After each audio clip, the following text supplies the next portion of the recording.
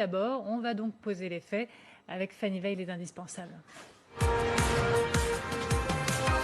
Bonsoir Fanny. Bonsoir Amélie, bonsoir à tous. L'Association internationale de transport aérien va donc lancer un passeport sanitaire. Et donc ça consiste en quoi ?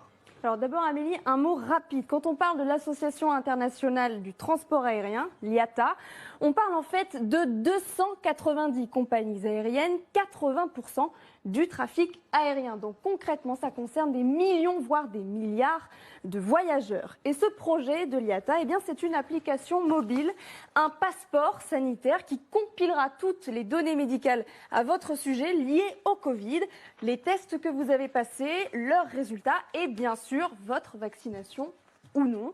En clair, cette appli vous permettra de montrer patte blanche pour pouvoir voyager tranquillement. Écoutez le patron, le PDG de l'IATA. Nous développons une app pour certifier tout ça, parce que dans le fond, une chose importante, c'est de donner du confort aux passagers, mais aussi au gouvernement des pays d'accueil, qu'on ne transporte pas le virus. Et donc pour ça, on a prévu une app qui va gérer le flux d'informations depuis le centre de vaccination ou le centre de test jusqu'aux passagers et ensuite éventuellement à la compagnie aérienne et au gouvernement qui aura imposé des règles d'entrée. Alors officiellement, cette application ne vous obligera en rien à vous faire vacciner, mais certaines compagnies aériennes ont déjà franchi le pas. Exemple Qantas, compagnie australienne qui a déjà prévenu il y a quelques jours qu'elle refuserait de transporter les passagers non vaccinés. Alors certains médecins s'en alarment, s'opposent même au principe d'un passeport sanitaire. Écoutez le professeur Fontanet. J'y suis pas favorable parce que, 1, ça va être très compliqué. 2, vous allez avoir des faux passeports sanitaires qui vont se créer à gauche et à droite. 3, on crée un précédent qui est quand même grave parce que on est en train de se dire, d'accord, passeport sanitaire pour la Covid, mais pourquoi pas passeport sanitaire pour le VIH, pourquoi pas passeport sanitaire pour etc., etc. Vous voyez un peu le précédent qu'on est en train de créer. Donc, à titre personnel, j'y suis pas favorable. L'autre crainte, c'est de créer une société à deux vitesses, deux catégories de citoyens, les vaccinés et les non vaccinés, qui n'auront plus forcément les mêmes droits et qui ne se croiseront plus. Écoutez Gilbert Deray. Aucun pays dans le monde, avec ce qu'on vient de vivre, n'acceptera, s'il a contrôlé la Covid-19, ce qui va arriver, qu'un pays, quel qu'il soit, vienne sans être sûr qu'il ne lui rapporte pas la Covid. C'est fini ça.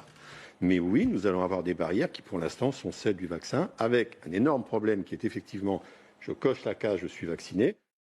La question qui se pose maintenant, c'est de savoir si ce système de passeport sanitaire pourrait être étendu à d'autres secteurs. Est-ce que, par exemple, un patron peut refuser d'embaucher quelqu'un parce qu'il n'est pas vacciné ? Est-ce qu'un restaurant ou un bar peut refuser d'accueillir un client qui ne l'est pas non plus ? Est-ce que pour se rendre à la mairie ou à la poste, il faudra prouver qu'on ne présente aucun risque en disant qu'on est bien vacciné ?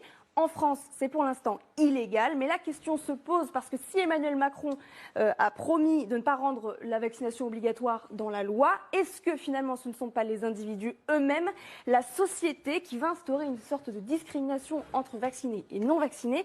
C'est en tout cas le risque que pointe notre éditorialiste Jean-Michel Apathy. Écoutez-le. Moi, ça me fait marrer parce qu'évidemment, le vaccin ne sera pas obligatoire, mais enfin, il sera fortement conseillé. Je l'ai souvent dit, mais vous dirigez un restaurant, vous avez 10 employés, vous n'allez pas dire aux employés, vous êtes libre de vous vacciner. Vous allez leur dire, si tu veux travailler, tu te vaccines. Voilà. La politique ne peut pas déclarer les choses obligatoires, mais la société va le faire à sa manière. Alors question d'autant plus Amélie que ce système de laissez-passer sanitaire, il existe déjà en Chine. Il ne prend évidemment pas encore en compte la vaccination, mais l'état de santé global des Chinois. Ce système, c'est ce fameux QR code vert, jaune ou rouge qui témoigne du risque que vous présentez ou non de faire circuler le virus.